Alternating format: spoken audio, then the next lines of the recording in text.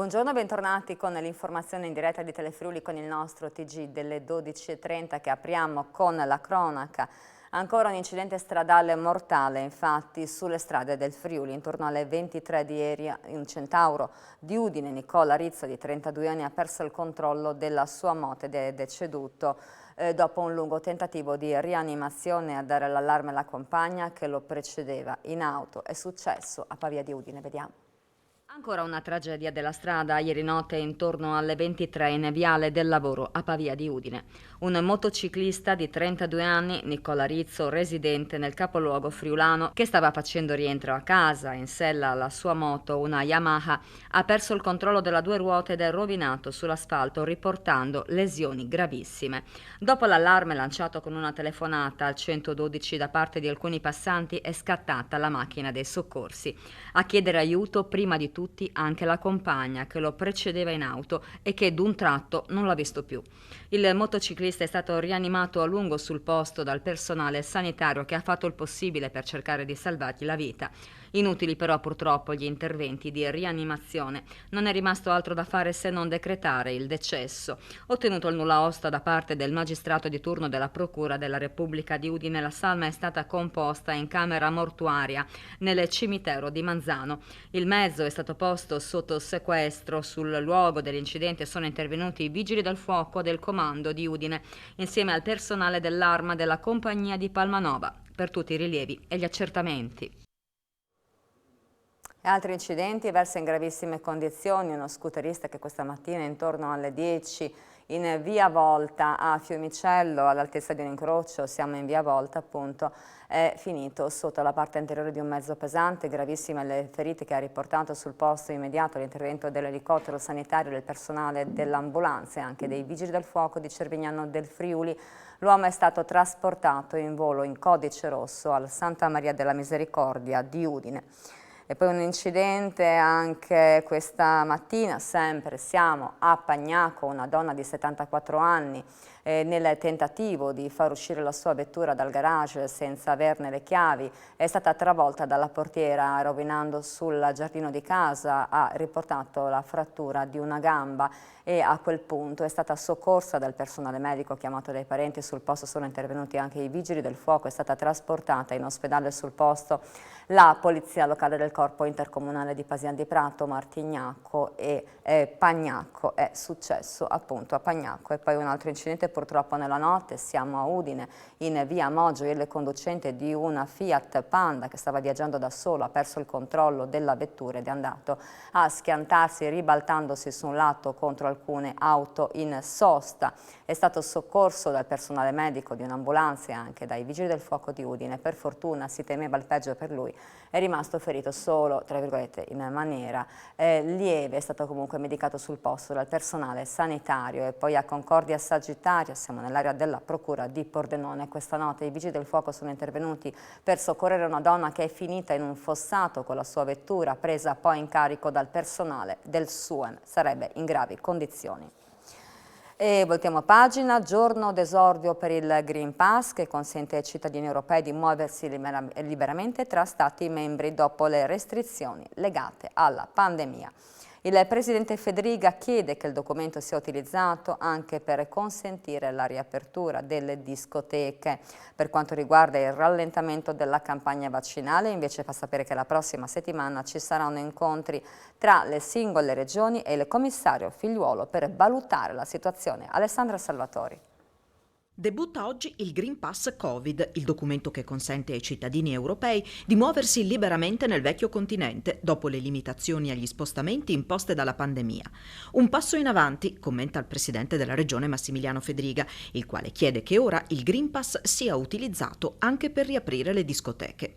Il documento, cartaceo o digitale, consente di varcare i confini nazionali e di non essere più soggetti a restrizioni. Il pass consiste in un QR code che può essere stampato o conservato nello smartphone, con 3 alternative per dimostrare di poter viaggiare: aver completato il ciclo di vaccinazione, essere risultati negativi ad un tampone oppure essere guariti dal Covid-19 ed aver sviluppato gli anticorpi. Concepito inizialmente per consentire ai cittadini europei di viaggiare, ora si sta pensando ad accordi tra Stati membri affinché il Green Pass consenta la partecipazione in sicurezza a concerti e festival, ma anche l'ingresso in teatri e ristoranti. Dobbiamo metterci d'accordo, ha commentato a Sky TG24 il presidente Massimiliano Fedriga. Se diciamo che il vaccino funziona e il Green Pass serve, allora dobbiamo usarli per far funzionare delle attività che oggettivamente sono più a rischio. Il riferimento è allo slittamento della riapertura delle discoteche. Non è che oggi non si balla, ha detto il governatore del Friuli Venezia Giulia, semplicemente non lo si fa nei luoghi deputati. Spero che ci possa essere una responsabilità da parte di tutti per tornare ad avere una linea di coerenza, ha sottolineato Fedriga. Quanto al rallentamento della campagna vaccinale, legato al fatto che AstraZeneca e Johnson Johnson non possono essere usati per gli under 60 e che tra Pfizer e Moderna a luglio in Italia saranno disponibili 800.000 dosi in meno rispetto al previsto, Fedriga ha fatto sapere che dalla prossima settimana ci saranno incontri bilaterali tra singole regioni e struttura commissariale per individuare e risolvere le criticità. Sull'andamento della campagna vaccinale in Friuli Venezia Giulia, il presidente della regione ha fatto sapere che sono stati quotidianamente superati i target definiti dal commissario Figliuolo e che così sarà per tutto il mese di luglio. Sul fronte della variante Delta, Fedriga ha evidenziato che i numeri ad oggi disponibili testimoniano che la popolazione vaccinata, pur non essendo immune dalla possibilità di contagio, nella stragrande maggioranza dei casi contrae il virus in forme lievi o asintomatiche. E rimaniamo sul tema. In Friuli Venezia Giulia quasi il 19% degli over 60 non ha alcuna copertura vaccinale ed è dunque potenzialmente esposto ai rischi legati alla diffusione della variante Delta, e quanto si evidenzia nel monitoraggio settimanale della Fondazione GIMBE, in cui si sottolinea come la maggiore contagiosità e la documentata limitata efficacia di una singola dose di vaccino contro questa variante del virus richiedano una rivalutazione delle strategie vaccinali per minimizzare l'impatto clinico e quello sui servizi sanitari. Nella nostra regione il 56,1% della popolazione ha ricevuto almeno una dose di vaccino, un punto percentuale in meno rispetto alla media nazionale. La Fondazione GIMBE sottolinea come nella settimana tra il 23 e il 29 giugno in Italia i nuovi casi si siano ridotti del 27% e che i decessi si siano stabilizzati. Calano ulteriormente i ricoveri, anche se più lentamente. Dal picco del 6 aprile i posti letto occupati in area medica sono scesi al 94% e quelli in terapia intensiva al 93%. Le persone in isolamento domiciliare dal picco del 28 marzo sono diminuite del 90%. In Friuli Venezia Giulia nell'ultima settimana i nuovi contagi sono diminuiti del 10,2%. Le terapie intensive non ospitano pazienti Covid, mentre l'occupazione nelle aree mediche è dell'1%. È un'altra notizia di cronaca: la forte ondata di maltempo che nella serata di ieri ha colpito il Friuli ha causato numerose cadute di alberi, pali, rami. C'è stato anche un incendio boschivo, impegnati la Protezione Civile e i Vigili del Fuoco. Vediamo cosa è successo. Diversi danni causati dal maltempo preannunciato dall'allerta meteo della Protezione Civile del Friuli Venezia Giulia nel pomeriggio di ieri. Vigili del fuoco e volontari della Protezione Civile sono stati impegnati fino alle 23 a Pozzuolo del Friuli, Mereto di Tomba, Codroipo, Basiliano e Lestizza per rami, alberi e pali per il trasporto dei cavi della corrente elettrica rovinati sulla careggiata a causa delle forti raffiche di vento. Hanno operato i volontari di Protezione Civile di Lestizza e i volontari del distaccamento dei Vigili del Fuoco volontari di Codroipo insieme ai colleghi del comando di Udine. Interventi anche a Pasian di Prato per cassonetti dei rifiuti finiti sulla careggiata che hanno creato problemi alla viabilità, subito risolti. A Villanova del Iudrio, nel comune di San Giovanni al Natisono, volontari al lavoro per la rimozione di un grosso ramo finito lungo la strada regionale 56. Fortunatamente nessuna persona è rimasta ferita.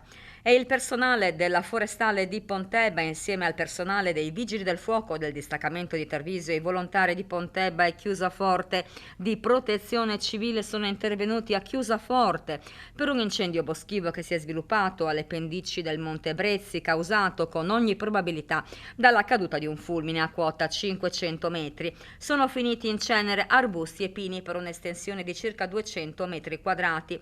Il rogo è stato domato nella notte, fortunatamente non ha minacciato abitazioni e anche in questo caso fortunatamente nessuna persona è rimasta ferita.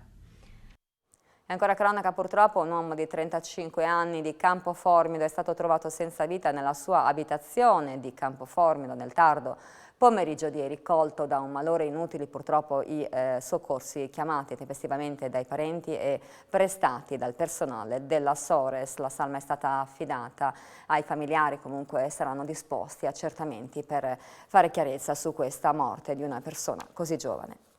E si celebra oggi la prima giornata regionale della restituzione dell'onore ai 4 alpini fucilati di Cercivento. Una giornata istituita dal Consiglio regionale e presentata a Roma nei giorni scorsi. Ieri il Presidente del Consiglio, Piero Mauro Zanin, è salito sul Monte Cellon, teatro del tragico avvenimento. Vediamo. Questa è una prima testimonianza che volle il Consiglio regionale nel 2018 per fissare, insomma, nelle immagini la tragedia che colpì i nostri 4 alpini, perché si rifiutarono, o meglio, avevano un'idea diversa rispetto a un attacco che loro ritenevano suicida essendo del posto e che poi furono passati per le armi. Questa iniziativa fa parte della prima giornata che attraverso la legge regionale ha voluto restituire l'onore e quindi comincia con oggi a Paluzza, con l'ascensione che abbiamo fatto questa mattina sul Monte Cellon, adesso con la proiezione del docufilm e domani invece a Cercivento proprio con la commemorazione di tutti i caduti per l'esempio dedicata ai 4 alpini fucilati a Cercivento stesso. È stata una ricostruzione storica alla quale poi si è affiancata anche un'opera teatrale scritta da Tolazzi con l'intervento di Maranzana e di Somaglino. Cioè, per dire come questa ingiustizia che hanno vissuto questi 4 alpini sia stata conservata per tanti anni nella coscienza della comunità locale, quando magari le istituzioni voltavano la testa da un'altra parte. Questa, diciamo, sensibilità popolare, di comunità, che reagivano a un'ingiustizia che loro ritenevano che i 4 alpini avessero subito, ha fatto sì che, insomma, questo sentimento resistesse in queste comunità. Ed era l'ultima notizia del nostro TG delle 12:30. Grazie a Francesco Snidero in regia e ai suoi collaboratori, ad Ada Peressi per la messa in onda. Grazie a voi per l'ascolto. L'informazione torna subito con i contributi e le dirette di A Voi la Linea. Rimanete con noi.